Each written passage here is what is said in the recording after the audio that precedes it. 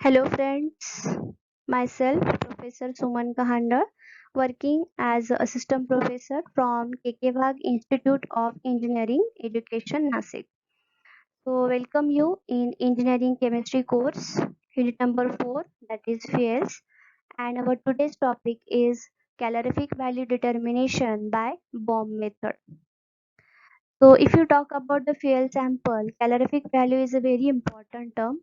A good fuel or the ideal fuel is having the higher calorific value. So what is meant by this calorific value?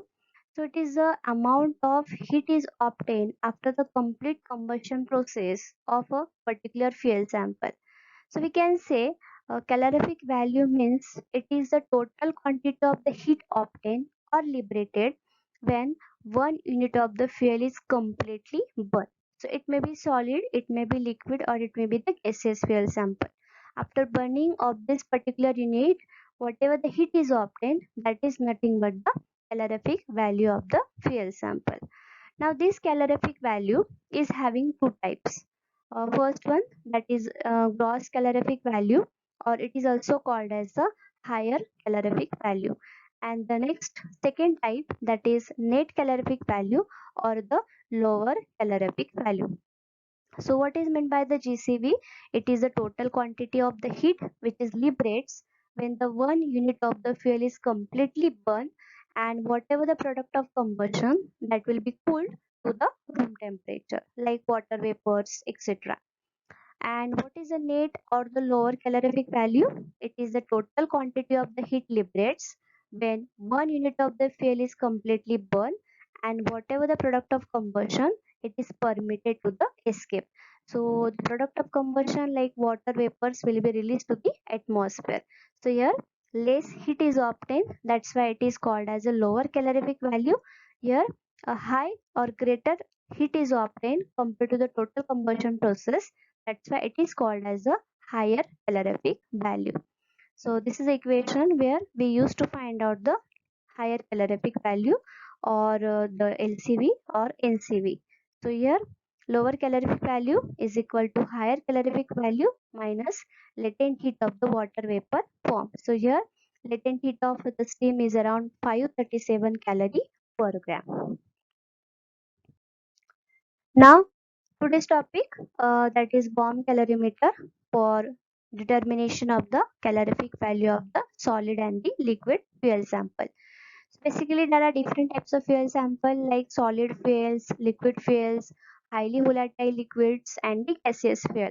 So out of them, if you want to find out the calorific value of the solid and the liquid fuel, we use this bomb calorimeter. Now what is a calorimeter? Calorimeter is the instrument where we find out the calorific value of any sample. Now, what is the principle behind this bomb method or bomb calorimeter method? So, first we take some quantity of the fuel sample. It will burn in the calorimeter. As I mentioned, calorimeter is a device where we calculate the calorific value. So, after burning, some heat is given out, and that heat is used in heating the calorimeter and the water which is present in the calorimeter. So if you equate the heat given out by the fuel to the heat taken up by the calorimeter and the water, we obtain the calorific value of the particular fuel sample. Now how this principle will be worked, that we will see with the help of the diagram. Now let us talk about the construction and working of the bomb calorimeter. It consists of the stainless steel bomb where we carried out the combustion process. A known mass of the given fuel sample is taken in the crucible. That crucible is connected with the ring inside the steel bomb. It is connected with the two electrodes. The bomb is filled with oxygen around 25 atmospheric pressure, and this bomb is kept in a copper calorimeter having the known mass of the water. First, water is stirred with the help of mechanical stirrer, and the initial temperature is recorded. Electrode is connected with the 6-volt battery. The circuit is completed. We will keep the uniform stirring to maintain the constant temperature, and then whenever the reaches the maximum temperature, that maximum temperature is also recorded. Now let us see the construction and working of the bomb method by using this bomb calorimeter. So we'll start with this diagram. This part is nothing but the bomb pot. It consists of the oxygen inlet to enter the oxygen around 25 atmospheric pressure. Then we have this stainless steel crucible where we keep this fuel sample for the combustion purpose. Then this fuel sample is connected with this magnesium fuse wire. Magnesium fuse wire is connected with these two electrodes, and these two electrodes is connected with the 6-volt battery to complete the circuit. This bomb pot is surrounded to this copper calorimeter.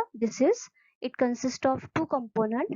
Now first is the stirrer to maintain the temperature constant or to stir the mass of water present in the copper calorimeter, and on the other side we have this thermometer to note down the temperature.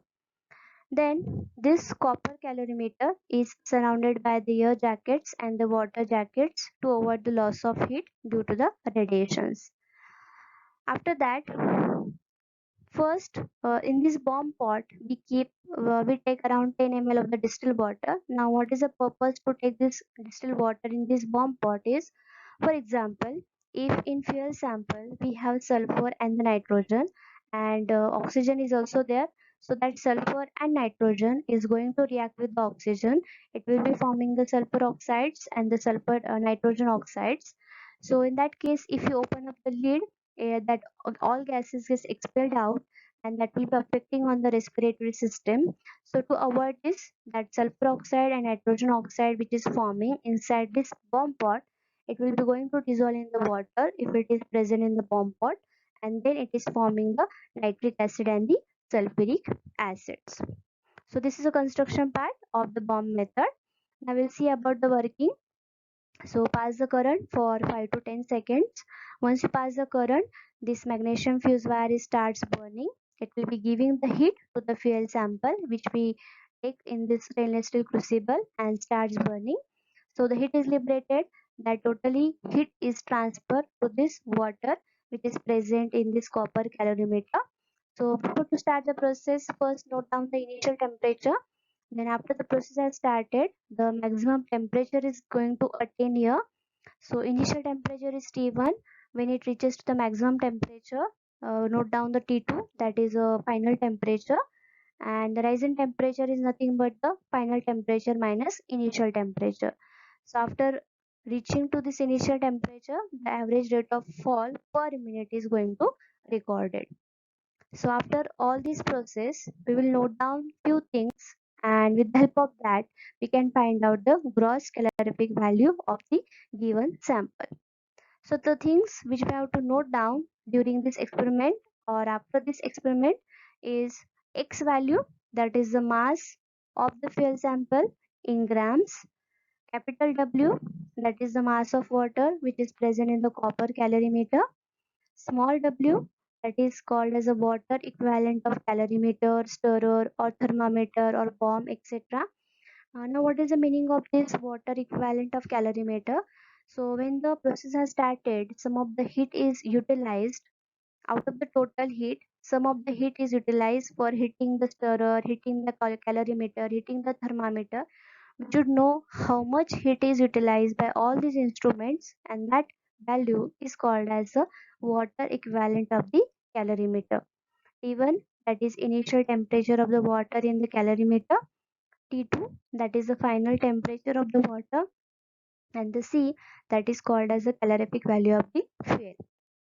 Now, according to the principle, the heat liberated by the fuel is nothing but the heat taken up by the calorimeter. So, X, that is the amount of fuel sample taken, C, that is the calorific value that we have to find out, W, so capital W, small w, T2 minus T1. Therefore, if you want to find out the C, that is a calorific value, we modify the equation, that is W plus W, T2 minus T1 divided by X. So in this way, we can find out the calorific value of the given fuel sample. But no, that is not a corrected formula. There is some corrections in this experiment that we have to correct it. We have to put down that value and find out the final formula. So there are three type of corrections are considered while calculating the total calorific value or higher calorific value of the given fuel sample. The first one, that is fuse wear correction, that is denoted as a TF. Second, that is the acid correction, that is denoted as a TA. And the third one, that is a TC, which is called as a cooling correction. Now let us see what is a fuse wear correction. If you remember the construction and working, magnesium fuse wire is touching to the fuel sample is taken, that will be giving the heat and the fuel is catches fire. That means out of the total heat, some of the heat is given out by that magnesium fuse wire, which is not the heat due to the combustion of the fuel sample. So that is the additional heat. Therefore, if you want to find out the correct formula, we have to subtract this fuse wire correction. Our second correction is acid correction. Again, if you remember, the sulfur and nitrogen is present in the fuel sample.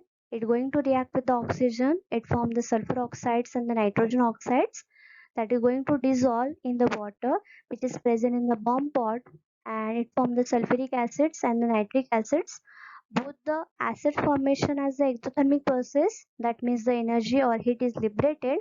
Again, this is not the heat which is actually obtained by the combustion of fuel sample, it is the additional heat, and therefore this acid correction is also going to subtracted from the correct formula.